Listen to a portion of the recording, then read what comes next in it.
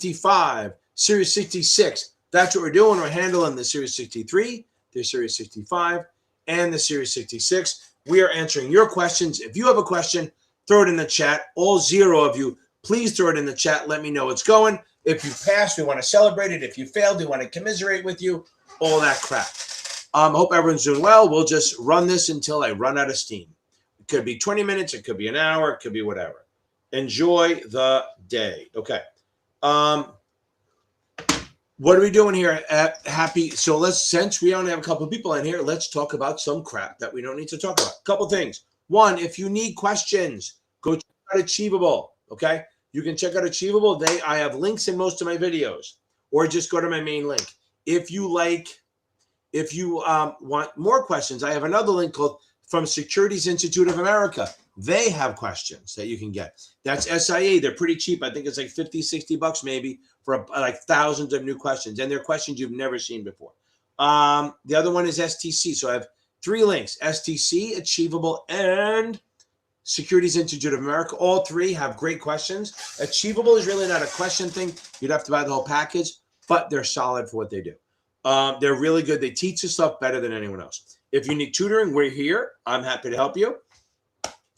I'm at series7exam.org, or you can go to Cap Advantage Tutoring, or for you guys, go to series66exam.com. You get me. You can meet with Jeff, who's I think he's on here. He's at backstage. He's putting on his makeup for the show.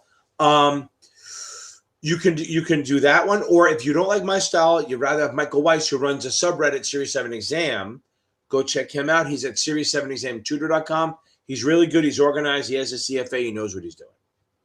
Okay, I think I've done enough sales shit. Let's see what comes in. I think Jeff should be done. Jeff should be done putting his makeup on. So I think. Can you hear me?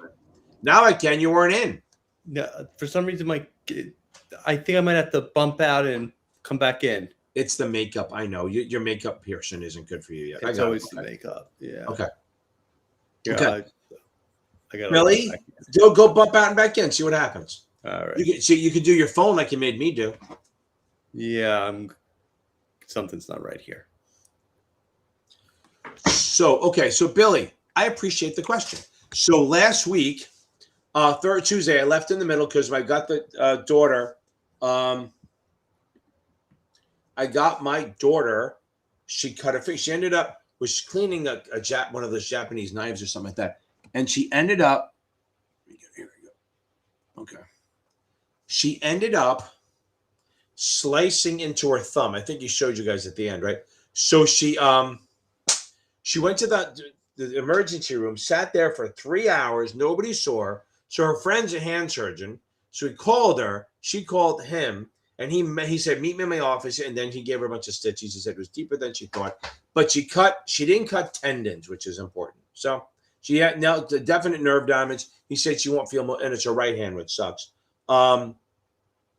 She said she won't be able to. Her thumb will be numb for about a year until it gets better. But Billy, thank you very much. I appreciate it.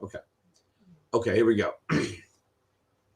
Jolene. Okay, good. Okay, now I can absolutely talk about ETFs and efficient market stuff. Okay, oh, by the way, guys, also check me out. I just crossed 27,000 on TikTok at Series 7 Whisper. And I have 3,400 on Instagram. I'm building, baby. It's getting up there. It's getting up there, baby. Okay. The TikTok is more fun stuff. A lot of shorts, no long videos. Instagram's sort of the same thing. So if you want to just watch little snippets, that's the go. Okay. Let's see if Jeff's back. Oh, Jeff is outside. There we go. Jeff, I'm waiting to see like a rocket go behind you there. Oh, I like the outside better, but that's okay.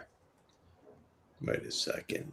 I like this one. Really tiny Jeff. I like this. Little tiny Jeff. That's what you want to go with. It's still not working. What? I can see you. No, I switch my setups here. Oh, okay. While you're working on that. So let's talk about it. So here's the thing. If you buy a mutual fund, okay? Or something like that, it's going to kick out 90% of its income every year, okay? So it kicks out 90% of its income every year, which means you have to pay taxes on that. That's great for them. because you only pay. It's single tax. They're not paying taxes on the stuff they do distribute. They're not paying tax on what they don't. So it's cheaper tax wise. But you are paying taxes on whatever they make, and they kick out dividends every year and capital gains. Every year they're kicking it out, and you have to pay taxes on it. That's just the thing. Now, onward. An ETF doesn't really kick out income. So the thing about an ETF is you're not really going to pay taxes on it until you sell the thing. So they're not, it's like kind of a common stock in a way. I mean, it's very much like it. Where if you buy the common stock and don't really get dividends or the little mini dividends, you're not paying taxes on any of that unrealized gains until you sell it. And let's say, Jolene, like you're a young whippersnapper like yourself in your young 20s, right? So you hold that for 30 or 40 years, right? Or 25, 30 years, and then you sell it. You have a lot of gain, and you're paying a capital gains rate of 15 or 20%, maybe even zero, right? So that's why it's tax efficient, because you hold it. You don't pay taxes while you have it. Very little taxes. And then when you sell it when you're older, it's at a long-term capital gains rate, and you pay a low rate, which is pretty cool. Okay. Good stuff. That helps. I hope that helps with that. Okay, Deadcraft. Oh, I'm sorry. Oh my God. Okay, how do you get back up? First of all, suck it up. It's a 30-day problem in a 40-year career, right? It's not that Yes. I know. You like that I added that made the career longer. So the idea here is that you just take so you spend the 12. Hopefully you took a couple days off. And then you're gonna go, and my dog's here. Hopefully you're gonna take a couple days off. And then all I want you to do is start reading. I don't remember what vendor you're using, but you just want to take a couple days off, reset your head, and just spend the first week or two reading. That's what you got to do. You got to spend the first week or two reading. Now, here. This is my one dog. Here's Doug. He's the cute one when he gets a haircut. And then we have Teddy needs a grooming. He's a disgusting thing. Look at him. That's gross. Okay, but he's great. And then I'm not picking up Violet because she's old. Okay. I figure if I do that, they walk away from me. They go, God, I don't want to be on camera again. So your job right now is to spend the first week or so just rereading the book. And 68 means you kind of know your shit. So what you want to do is make sure that you're reading the book and learning. If you feel that you need a better vendor, switch. If you had Kaplan, go with STC or Achievable. If you had STC, go to Kaplan or Achievable. Stuff like that. Okay. Okay, next. Oh, maybe it's gonna work now.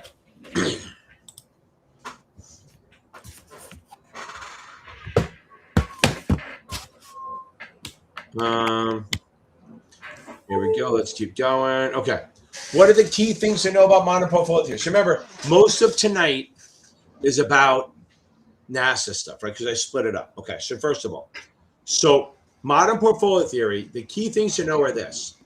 It's basically trying to find the optimal or efficient portfolio, right? So the efficient frontier or the optimal portfolio, which is the most amount of reward for a given level of risk. So you're going to try to, Markowitz wrote this whole thing, and I'm doing a video on it. The whole point is you want to make sure that you're trying to increase your return without increasing your risk, okay? You're trying to increase your return without increasing your risk, okay? Or you want to reduce your risk without reducing your return by diversifying, finding non-correlated assets. Okay, that's the thing. Okay, and the whole point is you don't want to look at. Here's the thing about this: you're not looking at one stock. You're looking at all of them together. So, like the average of all the stocks is where you're going to be, and that's kind of what we're looking at. Is that it's the average of everything that's going to help you. That's the idea here. Okay. Let me do one thing.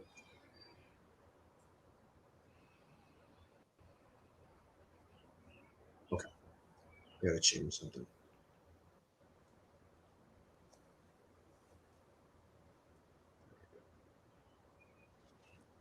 Okay, I got to switch that.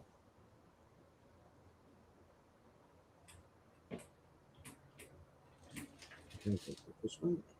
Okay. Okay, okay.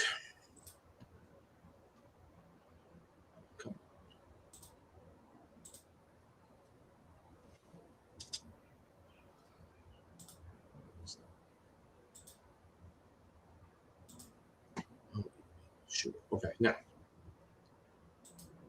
I hate technology sometimes. Okay. So again, modern portfolio theory is trying to increase your return without increasing your risk. And you're looking at the whole portfolio in one. And you're trying to find the efficient frontier or the optimal portfolio to get the highest risk with the given level of reward by diversifying. Okay. I mean, I like them. I like the people. I get along with them. They're nice, super nice. I think their stuff is solid. I think they're expensive though. So like, if your firm is buying them, great, that's awesome. But if you're buying them, there are cheaper options out there, like Achievable, STC, Securities Institute, stuff like that. Those are all cheaper. Notman's good. I mean, they're very good. But the only problem is sometimes they go, don't read the book. And I don't care what your time frame is. You got to push people to read the book. You really do. Because I just think it is. I think you just need to. So the bottom line here is I like them a lot. But again, a lot of firms use them. A lot of firms use them because they're the best. If you're taking the 79, there's no one better. For the other exams, they're all right on par with them. Achievable teaches it better than anyone else. But the good thing about Notman is if you're passing their exams, you're probably in great shape because they're hard. I think they're more convoluted. Kaplan, Notman, and Pass Perfect all sort of add questions that are way more convoluted than the exam, which makes it tough to deal with. I get frustrated. But it does mean you're more ready for the exam than anything else. Okay. Yeah, I don't. Sack the cat. It's hard. So they don't have two right answers, right? So that's the thing. They don't actually have two right answers. But what happens is sometimes you're trying to memorize things. Okay. You're trying to memorize. You're trying to memorize different things. Okay. So if you're trying to memorize buzzwords and stuff, then all of a sudden two answers do look similar. So maybe you don't want to do that. Maybe you want to make sure that you understand it well enough. And look, on the here's the other thing. The vendors, I don't know why they do it, but they do a lot of double negatives where the actual exam doesn't do nearly as many. The real exam does some double negatives, but not nearly what the other ones do. Like the real exam doesn't do nearly as many what do you call it? Those double. They don't do nearly as many of those double negatives. They just don't. Oh, here we go. Now I got it. Now it's working. I think.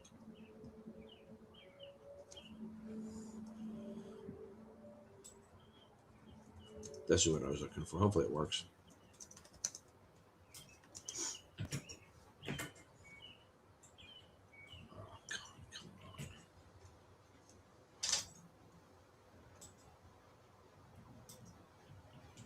There we go. Hopefully that will change it. I know you guys don't know what I'm doing. I'm just talking to myself, but I'm just trying to fix something behind me. Okay. Here we go.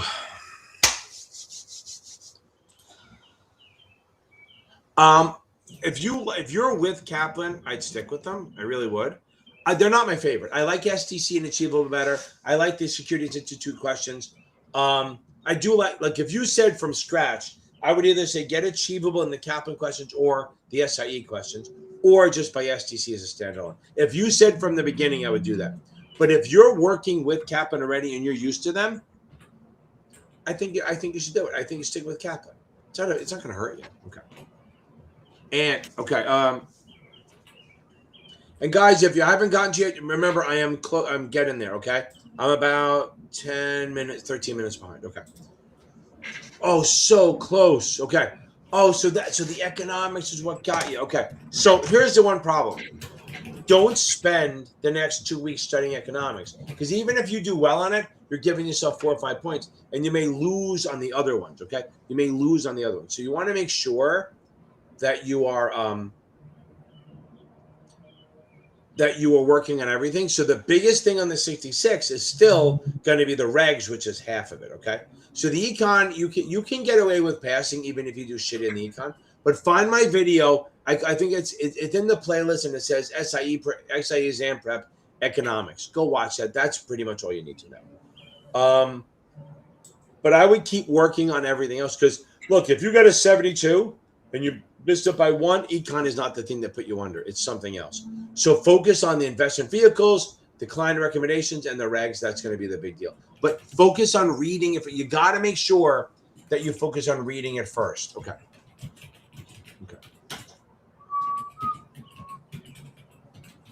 Ooh, Kaplan. Okay.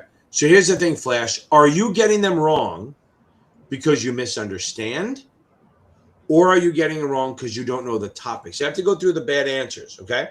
And your test is Saturday. So tomorrow, I'm not saying take any more tests, okay? Now, have you done, here's the question. Anyone taking the 65 or 66? If you haven't done my 2 brutal exams, you are doing yourself a disservice, okay? You need to do them, okay? I promise you, you need to do them. They will help a ton, okay?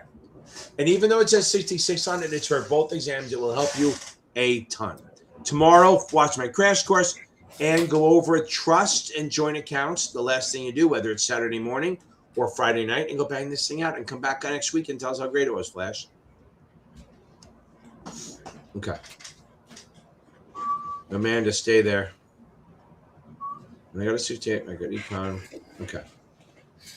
Yeah, so it's the loss. So, Dad, you gotta fix everything, but the econ factors aren't that big a deal on the 66, right? So I need you to get the regs up. Look where the regs are. That's 28 out of 45. What is a 28 out of 45? That's a 62%. That's literally fucking it. That's what killed you. You need to read the whole book, then go back and focus on everything, but really make sure you get a good feel about the regs. That's the game. Okay. Isabel, stay there. I'm next to you. Boy, this is a tough week. Okay. Flunked my first 66. Retesting on Monday.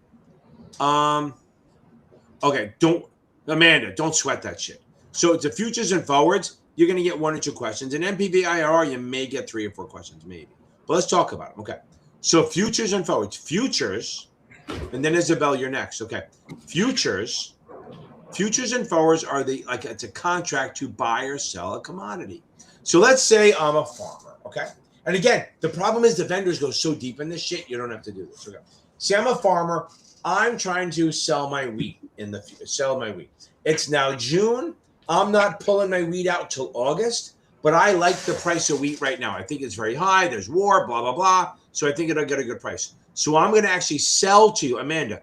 I'm going to sell you the wheat now for delivery in the future. So you're going to pay me a deposit for the wheat. You're going to pay me like 50 cents a bushel, whatever it is right now. And then I'm going to deliver it and you pay me the balance in August. That's pretty much a future or forward, okay?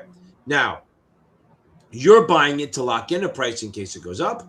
I'm selling it because I'm a producer. I'm a farmer. I'm a miner. I'm a driller. I'm a lumberjack. Oh, I'm a lumberjack and I'm okay. I'm selling my futures to you.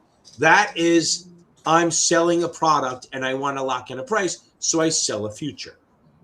Now, futures and forwards are very similar. They have the same idea. They're a contract to buy or sell, and they are a contract. It means both sides are contracts. So, Amanda, you basically bought the wheat from me now, but you're not getting it till August, and then you pay the balance then. It's like you're waiting for delivery, okay? Now, I think that works. Now, moving on from that is if it's a future, it trades on an exchange. It's a forward, it's a contract between me and you.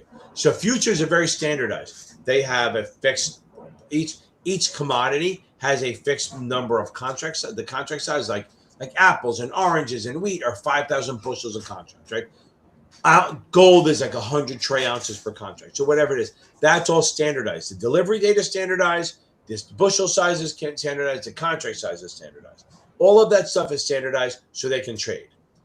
Forwards are none of that. They're basically a contract between me and you. I can say, listen, I'd like to sell you 2,432 bushels of wheat at this price. You buy them, you say, and in August we'll deliver. But forwards, you can't get out of. A future, since it trades on an exchange, if you're in there and you go, ooh, I don't want to get in this anymore, you can just offset or sell it. If I sold it and I don't want to have to be shorted anymore, I can offset or buy it. So futures can be offset, which means offloaded, right?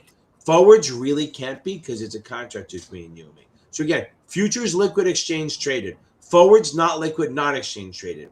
Both of them are a contract. If you buy a future or forward, you have you're obligated to buy the wheat at the or whatever it is on the day. If you sell a future or forward, you're obligated to sell it on that day unless you upset it. Okay. NPV IRR. I'm going to give you the video on this. I'm not going to do this because I'm just balls out tired. If I run out of time, I'll do it later, but right now I'm not. Hold on. The video will help you a ton. I'm a lumberjack and I'm okay. Blah, blah, blah, blah, blah, blah, blah, blah, blah. Oh, there we go. My video is time value money, and it will help you a ton. And if you understand it this way, you're going to be fine. Let's see what we got. There we go. I've been teaching all day. I had to drive down to Philly. Boy, my arm's tired. Okay, so Amanda, there's my time value money video. That'll help you a ton. Okay.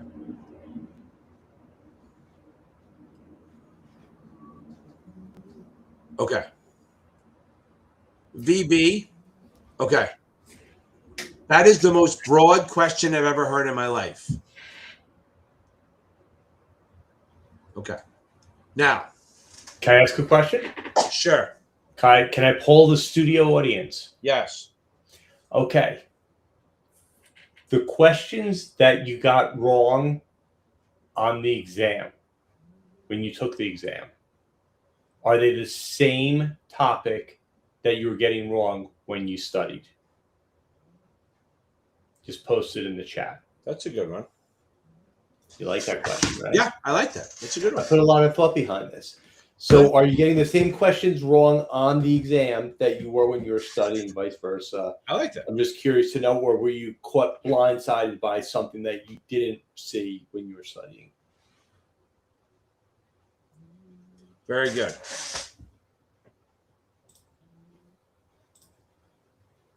Okay, here we go. Now, where are we? Can I go over exempt transactions and exempt securities? Sure.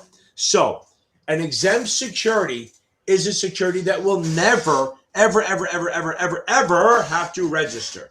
Meaning, if an exempt security is like a government, a muni, a bank, commercial paper on a 270 plus other things, stock exchange, nonprofit, religious, Reg D, Reg A, investment companies, all those things, okay?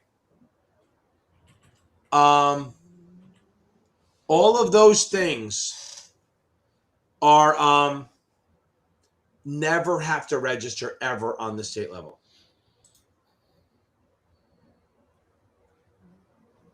Now, that's it. That's exempt securities. Boom. Exempt transactions are securities that would normally have to register, but because of who you're selling to them or how you're doing them, you don't. So, and I have a video on this called "How do I have to register?" Okay, so here it goes. If my tutoring company, if we go public, I'll go public in New York. I'll sell all my shares in New York, and what's that called? Why, yes, that's called qualification. So qualification is when I sell all my shares in one state, I don't have to worry about the SEC. However, what if someone super smart goes, wait a second, I want in, and they live in Jersey, and they want in on the Capital Advantage tutoring shares, okay? They go, I want some of those. Jeff and Ken are the shit, okay? But I'm only offering them in New York. They can't buy them because I'm not exempt. I'm not allowed to sell my shares in New York, but under certain circumstances, I can. So like if they have an isolated non-issuer, like if they want to buy it from Mary or John or Peter on the secondary market in New York, they can. And they live in New Jersey and they buy for someone in New York. They can do that. So the isolated non-issuer transactions, I'm not getting the money. Or they can do it unsolicited, where they call up the broker and say, I want to buy some shares, and they buy shares in the secondary market. Unsolicited non-issuer. Or if I sell to institutions only, that's an exempt transaction.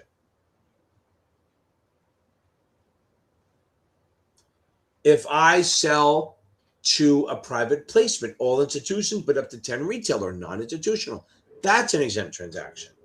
If grandma buys my shares and moves to Jersey and dies, well, the executor is allowed to sell the shares to settle the estate without having to register. The executor, the trustee, the administrator, the sheriff of the estate. Or if a company goes bankrupt and they have to sell it for the creditors, that's an exempt transaction. All of these are like one-offs. Like an exempt security never has to register. An exempt transaction is a one-off. Okay. If I sell to my own underwriters or if I sell to my own employees, those are exempt transactions. Those are transactions where if I do them on that one instance, I won't have to register. Hope that helps a little bit. I do have a video on this. Okay. By the way, I don't know if you put it in. I did my spiel on the memberships early on, but I did a quick one. I should do a better one. We have memberships, okay? Don't do them. I don't give a shit. I have so much free shit. But if you need an extra little bit of help, we have a membership where we meet on Mondays at 6 p.m. Eastern, and Thursdays at 7 p.m. They're two different levels. This Mondays only is $34 a month. And then if you want to meet on Thursdays too, it's $49 a month. If you're going to do it on your laptop or desktop. Don't do it on your phone because Apple adds 30%. Like my group, right, the 7 o'clock group right before the live, they're not on here because they are doing that. Oh, what I did was I killed the Zoom. I left them in it. I left because I had to do this, you guys. And they're still working together. They're still doing questions together. There's like 15 people in there, maybe less now because not everyone does it. But they're in there doing questions together. So I just let them go and they go. And it's a good group of people. They all get along and they're really friendly with each other and they help each other out. And sometimes just, even if my memberships are not your thing, right? And you do it, it's the group that you form after. That's the fucking magic. Okay. Okay. Used to STC and employee. Okay. If you're gonna okay, Kelly, if you're gonna buy a question bank, buy either Kaplan or my Securities Institute of America one. You can buy Kaplan, and I think if you type in Advance or LPL Financial, you get a discount. Okay, so that works. Okay. You waiting for a link from FINRA? Oh, so you signed up. You're just waiting for the. I would go on FinPro and see if it's there because if you paid for it more than a day ago, it should be there already. Okay, unless you're. I mean, I don't know why it wouldn't be there. And the problem is, if you don't get it by today, you're gonna have to wait till Monday because tomorrow's a holiday, right? Yeah, tomorrow's a holiday. Okay. Okay.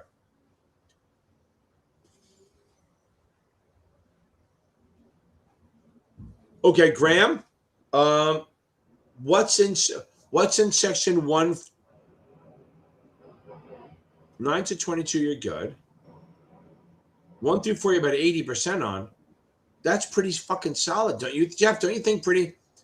Don't you think 80% is pretty good? And that's Kaplan, I think. I think 80%. I think you're in good shape. I think it's just to keep doing finals every day and reviewing the shit out of them. Do my brutal exams and let me know how you did. 1 through 4. 1 through 4 is 80% on. I mean, that's solid. When you're saying 1 through 4, what do you mean 1 through 4? Units 1 through 4. Yeah, that's fine. Yeah, I think it's great. And units 90 to 22, I feel great on. Okay. Okay. Yeah, that good. Good. Well, that's good. You just stay calm. Yeah. Yeah. That's my new thing, Zen. Zen? You need to be in a state of calm. Yeah, I agree. That works. Kelly, that's awesome. She passed it a while ago, I think. Okay.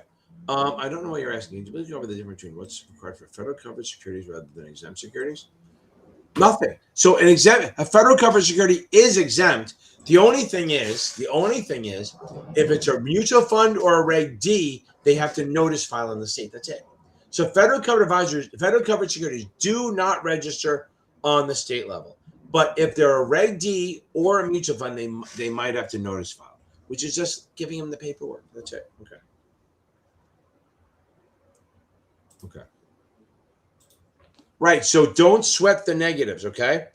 Don't sweat the double negatives. I'm telling you right now, the real test doesn't do as many of them. They might go, what's not exempt? But like the vendors will go like this. I've seen this where it's like, all the following are non-exempt except which? Or like, which of the following, all things are true except, or all things are false except. It's like, oh, what the fuck, okay?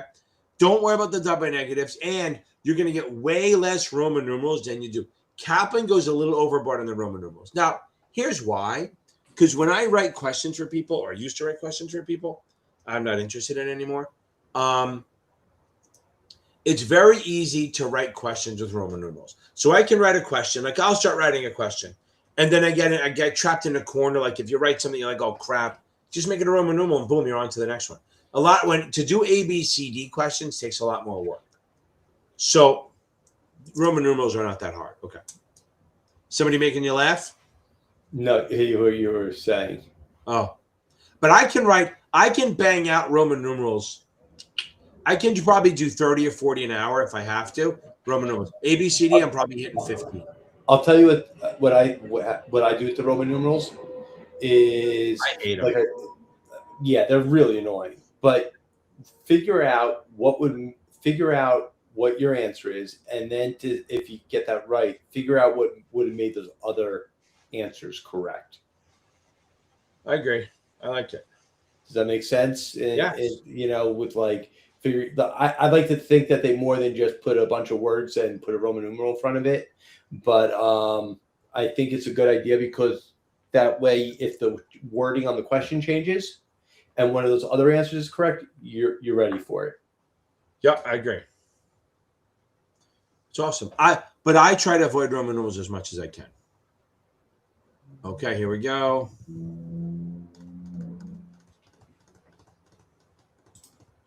Okay.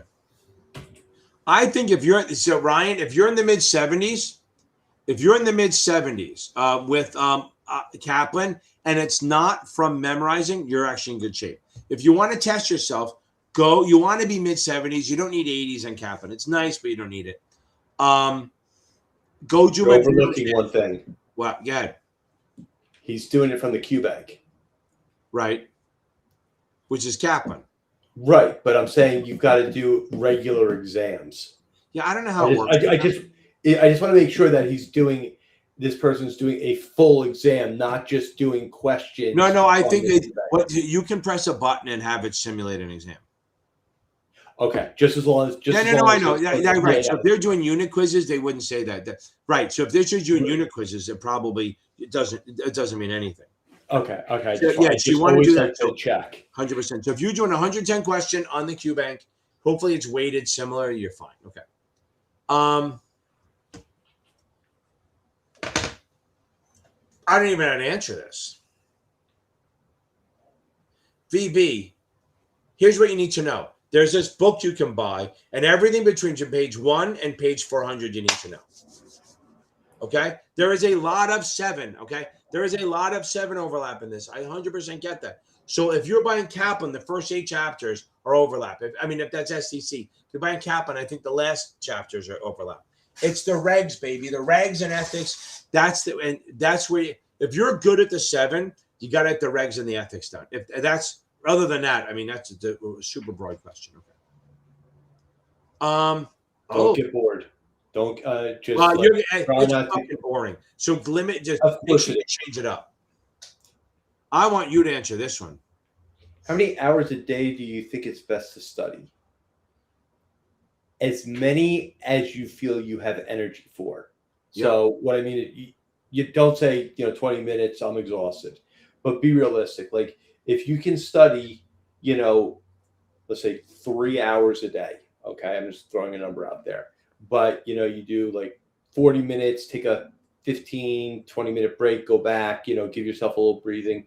But like, it's not about the number of hours. It's about what you're absorbing when you're studying. That's what really matters. You don't need, what do they say? Like, it's like 80 to 100 hours on average. Just like, yes, that's a broad, kind of analysis. But really, it's how do you study best? Is it can you sit for 2 hours straight and absorb it, or do you need to break it up and then do it that way? Maybe do a little bit more on the weekends if you're working during the week.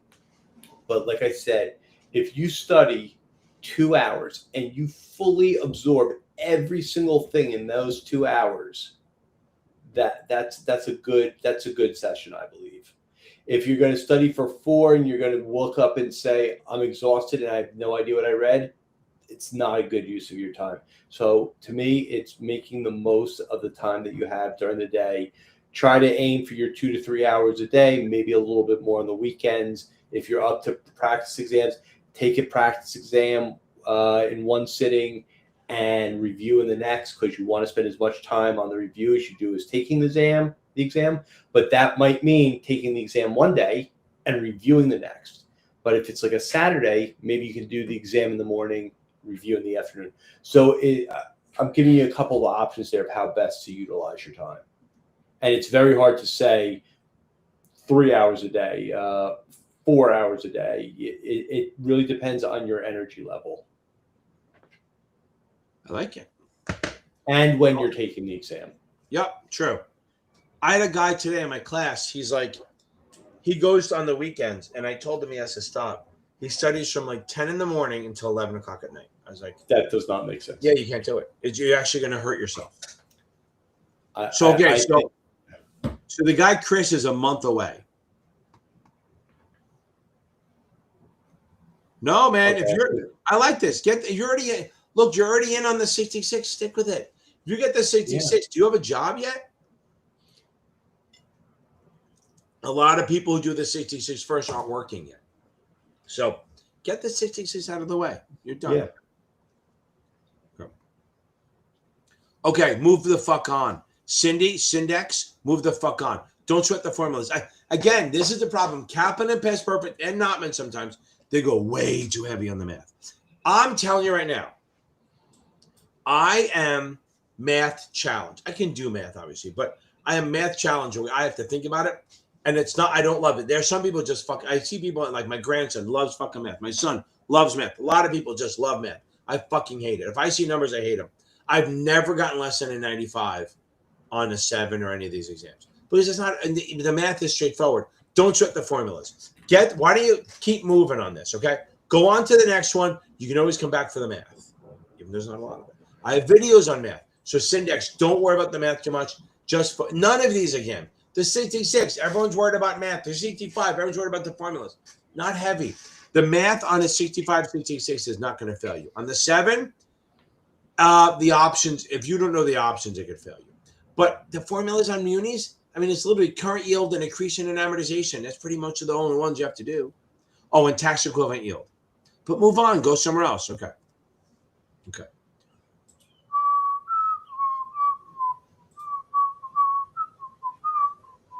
We read the book twice before I got my 68. Okay.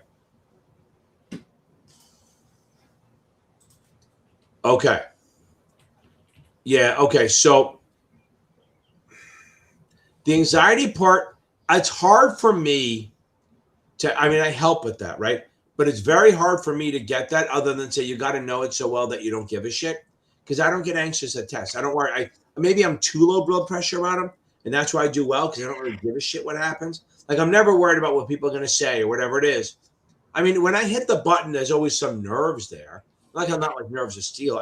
I'm nervous a little bit, like, oh, I don't look like an idiot. But you have to start thinking. You have to start visualizing yourself passing this thing. That's literally what you have to start saying. Okay, I'm going to pass this thing. I'm doing the work. I'm going to nail this thing. You got it. There's no way around it. The other thing is you have to start telling yourself you're going to pass. The other reason is because the chemicals that kicks out for anxiety is literally the same chemical as excitement. So go for it. And on the day of, make sure you eat a breakfast. Go get a massage. I don't give a shit. Go for a run. Go work. Schedule it for like later morning and go do a workout or run. I had one girl, she went kayaking the morning of just to kind of like be outside and calm. And it helped. That's Michigan, Wisconsin people. That's at Colorado people. They like being outside, you know. Okay. So here, this is a triple. This is a double. Okay.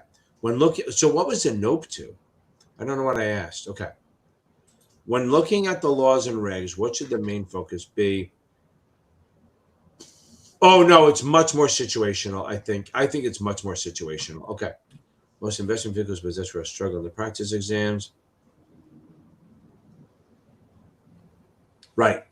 I push client recommendations and investment vehicles a lot because that's big enough and people. Because the problem on the 66, everyone takes the 7 ahead of time. Most people, and they think, oh, I understand the investment vehicles, and they don't focus on it, and then they get killed. Okay, so you got to go in it like you're brand new, But the client recommendations you got to keep working on. But yeah, the regs, you got to go with the regs of understand something. This is what I try to tell you. Don't go for crazy, okay? Think margins. Think right down the middle. Think normal stuff. Don't think binary. Don't think rules, black and white. You want to think, you don't want to really think outside the box too much. Don't go for like the edge cases. Think normal unless they bring crazy in, right? So what I mean by that is don't think of the exceptions before you go the normal route. Like, oh, does this have to register? I don't know. Answer the question. Is it? Do they have an office? Do they have a client? Yes, good. Don't worry about it. Don't think about, oh, what about the one time when the person is driving through and don't do that unless they bring it up. Don't bring your own shit into the question. So as far as the regs go, yes, some will be definition, some will be scenario, but you just got to take your time and go, what the fuck are they asking? Okay.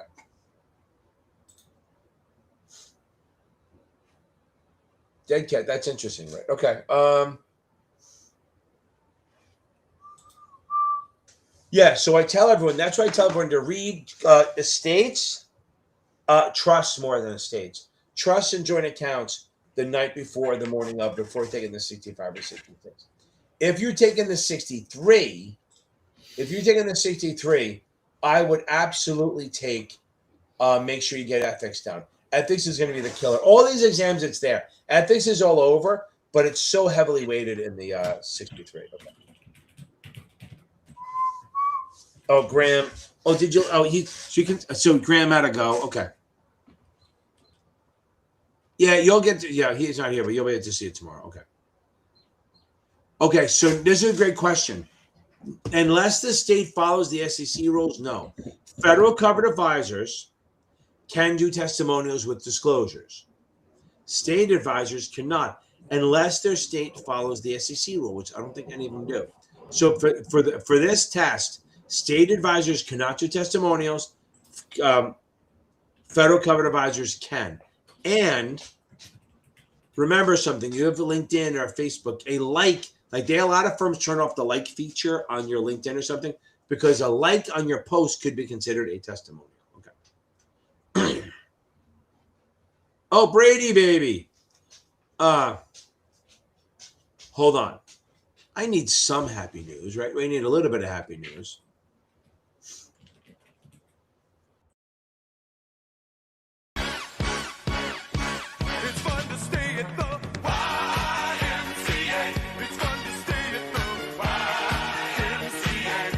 Sorry, Brady, I had to do something.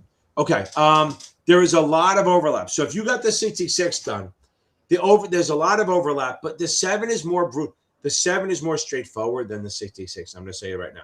So if you pass the 66 and you're going to take the 7, there's a lot more options. There's definitely more math, not a killer amount, but there's more math and it's much more straightforward. And it's all about suitability. So if you go to the content outline, you see function 3. That's most of the test. Okay. Where's the chat? Okay, here we go. Oh, so Jeff, she answered you. Yeah, I saw that.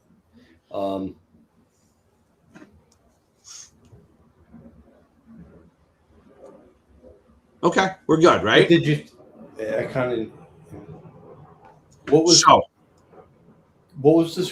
Kelly, what was your score? Hold on. What did you get on the? I'll roll back. Let me see if I can find it. I don't think she missed it by much. Because she had a 70, right? Close. Yeah, she had a 71. All right, that you know what? Oh, here we go. Okay. So you know what that shows though? It shows that whatever she was using for her study materials, she's tracking accurately to the exam. Right, agree. So that gives you a good indication, and you should feel confident as you're studying going forward that if you just get a little bit, get into that 70. So if you got 73s on this, if you get up to like 75 to 80s on the practice exams on the same content, you should do much better the next time. But I think that that's like a good indication of where you were studying. And like I always say, you want to get 75 to 80% on everything when you're studying. Right. Because That's you where you don't know want to what be. questions are going to ask. That's the sweet spot. It's not 95s because to me, it's a little unrealistic and you don't need to get a 95. And you don't want to be so good on one area and then not strong on the other because you don't know the questions you're going to get on the exam. So I think you're tracking like really well. So stay positive and just keep going. Good. Oh, by the way, Graham's still here, so now I got to answer his question, you bastard. Hold on. Awesome. Where are you? That's funny. Why aren't you going? You've been at the offensive team. Go the fuck home. That's pretty funny. Okay. And yes, I will post this again. But again, I have a lot of stuff to answer. But yeah, Graham, just stay positive. We're gonna nail this thing. Okay. You're in better shape than you think you are. Regs and registrations. Those are important. Yeah, that's the whole fucking test. Okay. Okay. So literally half the test, right? The whole test. Yeah. Okay, so now debt to equity. This okay. Debt to equity is literally all of our debt versus all of equity. And here's what you're gonna have. This is what it's our all debt versus equity. It tells you which finances are sponsored by debt, right? So if you have a debt to equity ratio of more than 1, that means you have more debt than you have equity. Okay, which doesn't, it's always a bad thing, but it's considered highly leveraged. That's what you have to know.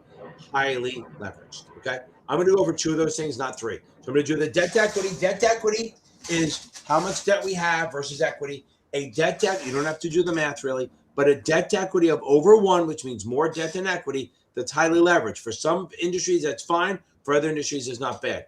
PE ratio is literally measuring it's called the multiple. How much people are willing to pay per dollar of earnings per share. PE is price over earnings. If you have a high PE, like over 30, it's a growth stock. If it's under 30, it's probably a value stock. Okay?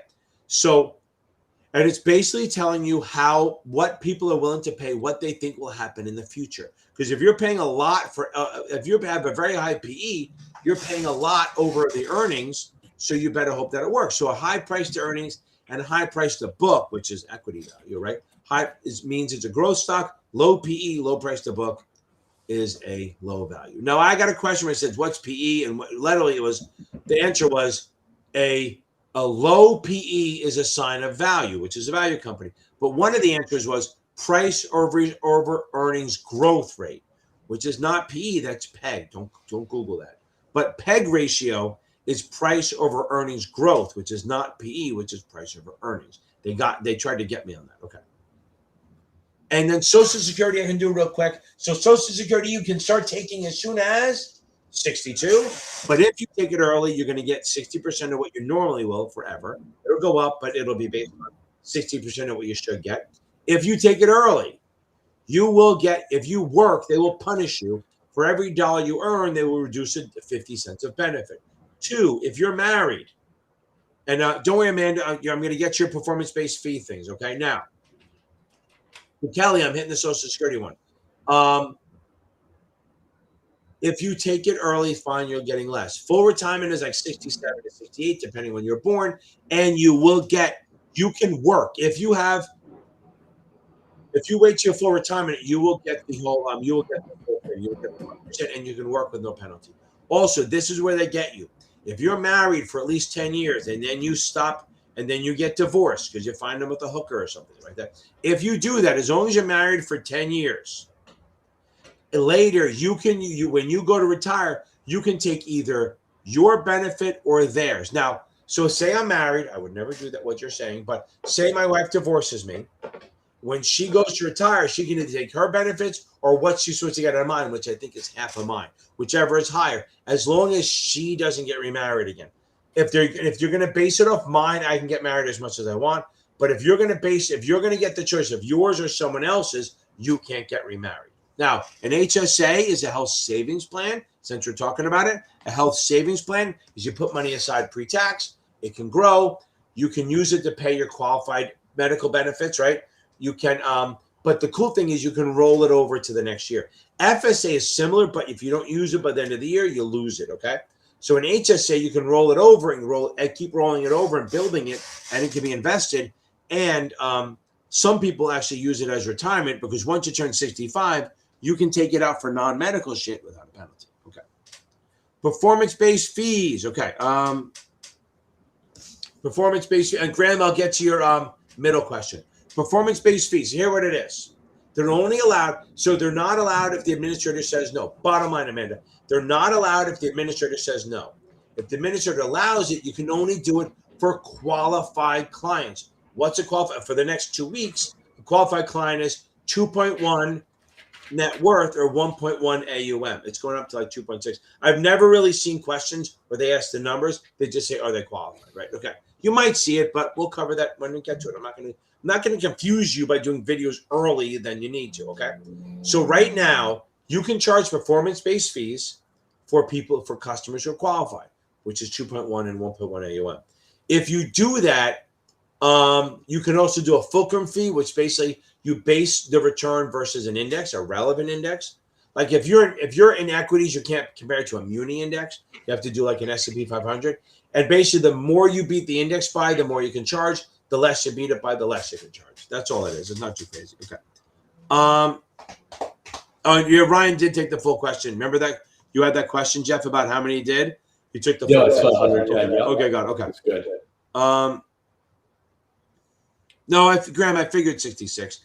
Yeah, I mean, you're going to get probably 20% of the tests is on products. So just know, I mean, you don't have to go deep on it, but so if you've already had the 7, that part's not hard. Just redo it, act like you haven't seen it before, so it's not brand new. Okay. Boom, I love it. You're going to nail it. Okay. Yeah, I'm telling you right now, the 66, okay, there is a lot of overlap, but remember, I try to say the 7 is this way. The 66 is like at an angle. Okay. Oh, okay. Okay. So Sebastian, wait, this is a bad Thursday. Okay. This is fail Thursday, I think. Okay. Sell the 17 and 60. Okay. So get on it, Sebastian. That's in a way that's kind of good. That's a lot of time. You have a lot of time because you're just going to keep focus on reading the book starting tomorrow morning. I mean, take a day off. Then Saturday, read the book once, read it again, maybe on Sunday, and then just bang out questions. Find my videos. I'm at 63 playlist. Make sure you're good on ethics. I promise you, it'll be fine. And remember, when you're taking your tests, you got to start on finals by Sunday afternoon. You want to make sure that your tests are not taking more than 50 minutes to an hour because it is a time crunch on the 63. Okay. Okay. Yeah, that's the thing. It's how close. So here's what it is. The test seems they're subtly dicks. NASAA are very subtle assholes. Okay. So they're good. So I have more people come to me fail and they felt they passed. On the 7, they passed and felt they failed. It's very different. Okay. So the 66 throws little subtle nuances in there that you may not miss, like a word here or there. So you got to get in the habit of reading every single word. If you on the 65 or 66, even the 63, less so. If you miss it by a few points, that's probably way less lack of knowledge than you missing the reading. It's probably more like you missed some of the reading. Okay. Grammy, I'm glad you're still here. Kelly got a 71, which is so fucking close. Okay. Yeah, baby. Listen, don't worry about this. Listen, I know. Listen, you look at Kelly at 53. You're so fucking young. I know you think it's old, but it's young, and you're starting a new thing. Think how cool that is. Okay. Think how cool that is. That if you look back to where you were 6 weeks ago or 8 weeks ago, what you knew and what you know now, you'll be like, holy crap, I understand what this is or that is. It's fucking amazing. Same thing, Amanda. Same thing. Remember that. When you take a test, even if you fail it, you've gained something. You've learned something. You're smarter than still probably 98% of the country. And if you pass it, you'll be smarter than 99% of the country. Not me. Kelly, real quick, what kind of a role are you either in or going for that you need to 66 now? I'm just curious. Because to me, I look at it as your path. Good. Well, you're waiting for that answer. Okay. No, while you're waiting for that answer, I'll answer Ashley's. Okay, go ahead. Okay. So Ashley, don't worry, I'll answer this question because it could be on it. So if you buy a motherfucker after 4, no, I'm kidding. So on it, if you buy a mutual fund, okay? No, listen, don't start at the 7. There's overlap from the 65, 66 on this. So Ashley, we're solid, okay? So here's the deal on this, okay? If you buy, okay? If you buy a mutual fund at $359.59, you're going to get today's NAV. If you buy it at 4 p.m., you're going to get tomorrow's. Jeff, do you remember when were you there when we were helping Katie buy mutual funds at one time? Yeah. Okay. I think so. So at the end of this, she finally did it. She got her money in, and we were putting her. She was like, "What should I do?" So we showed her, and at 355, we're putting stuff in, like large cap, mid cap. And what happened was we put her in 5 different funds, and the 5th one went in at exactly, and we didn't realize it was exactly 4 p.m. And the next morning, she goes, "Wait a second, why is my 4th fund?" She was like, "Wait a second, I have 4, but I don't have my 5th." So what happened was, and then we looked and said it was pending because at the end of that day. So then the next morning she had the 5th one. So if you put it in at 359.59, you're getting today's NAV. If you put it in at 4 p.m., you're getting the next. It's always the next NAV. Hope that helps a little bit, Ashley. And that's good for everyone. Kelly just responded. Yep, there we go. So she's a branch assistant. Oh, that's great. That's a great position to be in. Even though you're saying just support, you're still producing revenue. Right. So it's a great place to be. It feels good. Help clients. It's, even if you're supporting the financial advisor, you'd be surprised how active you become, and the dynamics of your job change from your current role to this. It's exciting. You'll be very happy that you put the time in. I agree. Here's the other thing. So what's very cool is, I don't know if you said that and I might have missed it. If you do this, the cool thing about getting the license is if somebody goes, "Oh, you work for a financial advisor, can you help me?" You might get some assets under management without even fucking trying. Even though it's not what you're looking for, it can happen. Yeah, it's a good thing. And that's the thing. When you don't care, that is literally when it happens. That's why the long game, the long con, right? That's why you do when you're trying to get assets, it's really nice if you work for someone else and you're getting some sort of salary if you can, because then you can take the time and build an actual relationship instead of asking for money. 100%. Yep. Okay. Good Not stuff. too bad, people. Okay.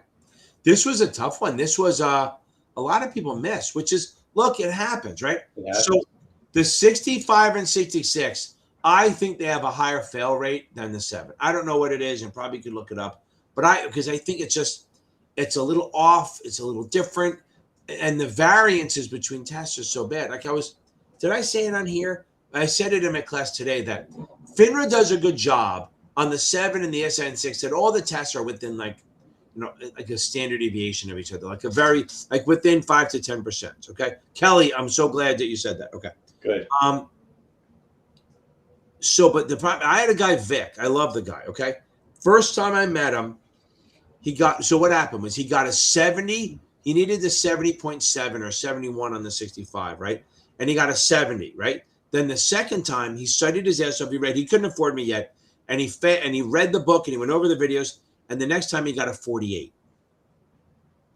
And it's like, what? And he goes, I felt like every question on that test was nothing I've ever heard of in any book or anything. And it happens, right? So then the third time he took it after we worked together, and it was good. He knew his stuff. He said, I don't think I got many. I think I felt like I got a 90. So it's amazing how the variant, like in FINRA, they're within 5 to 10% of each other. Even the hard test is super right on board. The 65, 66, I think the variance between an easy test and a hard test is massive. Okay. Now, here we go. There we go.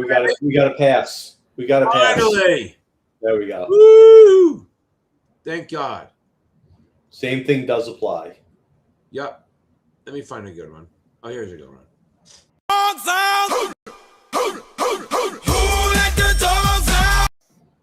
I like that one. That's going to be there's going to be a whole resurgence of that now. Do you know why? Why? Because it's what the Knicks coach says when I don't know if you've seen him do it. No.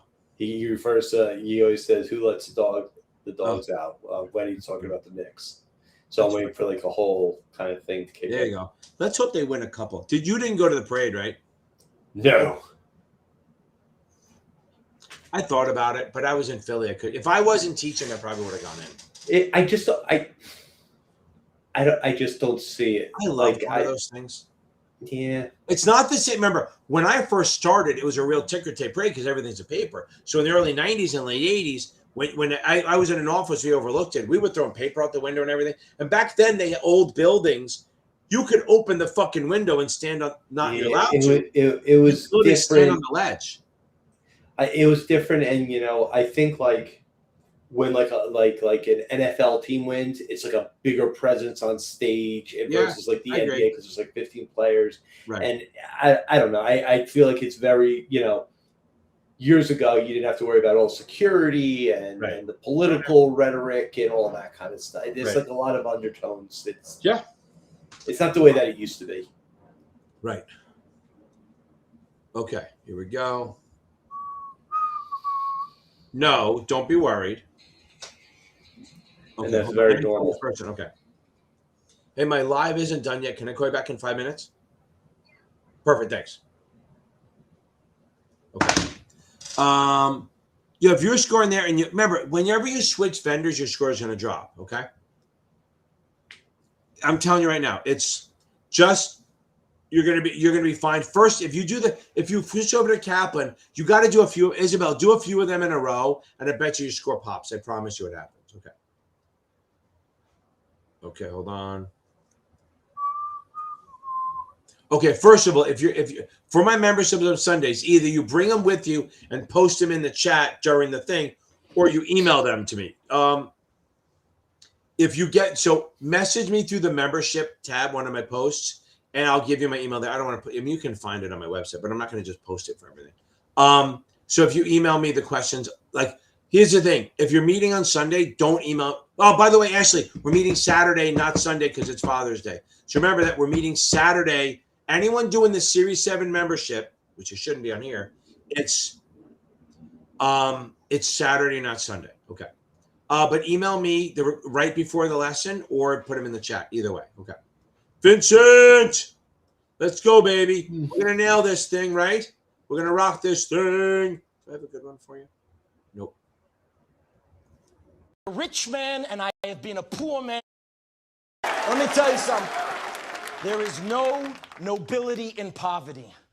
I have been a rich man and I have been a poor man, and I choose rich every fucking time. It's going to be you, baby, after you take this test, baby. Let's go, baby. Tell me you're going to pass. Vincenzo, tell me you're going to pass. Okay. Yes. Do my brutal exams.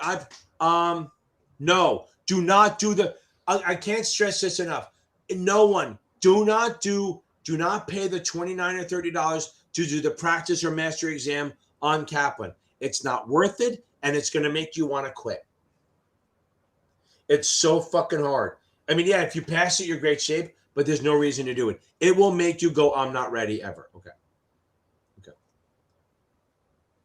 Dude, do my brutals. If you do my brutal exams, if you want to buy questions, go to TestGeek and buy them or something like that. Those are my brutal. There's no vendor or videos or tests out there that are any closer to the actual exam than my two brutals. I'm just going to leave it at that. None of them. There's not one.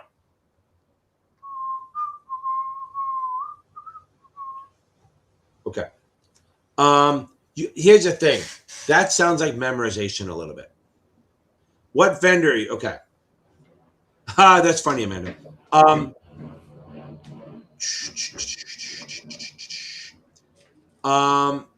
That's fine. That's okay. But are you in Kaplan? Yeah, his is brutal. But I think, look, his is brutal, but I think some of his answers are wrong. I mean, he's good shit, okay? But I think some of his efficient market theory stuff is wrong, and some of his theory stuff is incorrect. But for the most, I mean, really, for the most part, it's pretty fucking good. Vince, who are you using? So who are you using, Vince? I don't know what vendor you're using. If it's Kaplan, you're probably okay. Oh no, using STC. Okay. Go to my practice exam playlist. Okay. Go to my practice exam playlist, and the first 5 videos are all SAE. There's one that's literally mimics my exam. There's the FINRA one.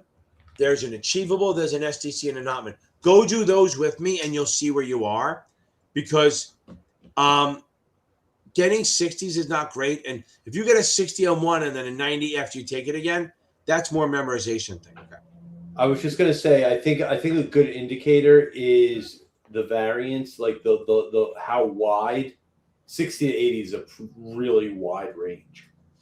So like if you were getting like 68s to 72s, your 73s, then I would say you're getting kind of closer. But that 60 to 80s gets me a little, either reread or when you're doing the explanations to focus on it a little bit more, or even if you know the area that you're having trouble with, watch some videos on that topic. Yes.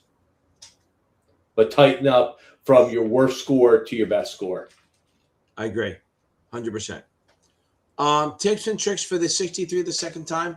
I still take a lot of videos. You're using Notman and Kaplan and Cuban. That's fine. Take as many tests as you can. Watch my videos. Make sure you have the ethics cold. Whatever it is, read Notman's ethics. Find STCs. Anyone's ethics. Make sure that you're solid on that because it will hurt you a lot. Okay.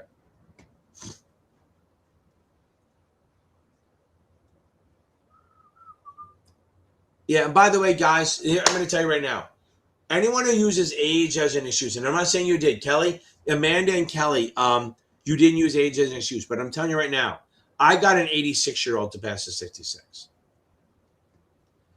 which is crazy. She should be, but she's probably still, it was 5 years ago, probably still going nuts, going at it hard. Okay. Go down to Vincent again. Yeah. I've got something else there. If you're scoring 60s on any of the chapters, go back and review that chapter. Yep, I agree. That narrows it down a lot, and it actually makes it a lot easier because you know exactly where you're losing it. So why move on when you're scoring a 60 if you're not understanding the material or the content? So just go back, figure out. Maybe you might not even have to reread the whole chapter. It might be a certain part, but definitely get at least a 75 to 80% before you go to the next chapter. Right. So, let me get to this one. Amanda, right. So I get it. That's funny. You're not 25. No. I know that legal supporter, but Kelly was saying she's 53. And I had somebody in my class the other day saying I'm 60. I'm like, I don't give a shit. I get an 86 to pass, and I'm almost 60. Okay. Yeah, it's a tricky one because when you think of a mortgage broker, you don't think of the firm. I do, when I think of a mortgage broker, I am thinking of a firm, not an individual. So, okay. I got to make a phone call to make. Okay. Vincent, you definitely have enough time, and that's a lot of time. Just get on it, do my exams, and go from there. Okay. And you're right. You have no excuse. You're still you're a young age. You can fucking study forever. Okay. Everyone, I got to jump because I got to make a phone call. Jeff, I'm going to jump off this too. Okay. Thank you for coming on. I will see you guys in 1 week minus an hour. I love you guys. I'll see you all later. You have anything to say?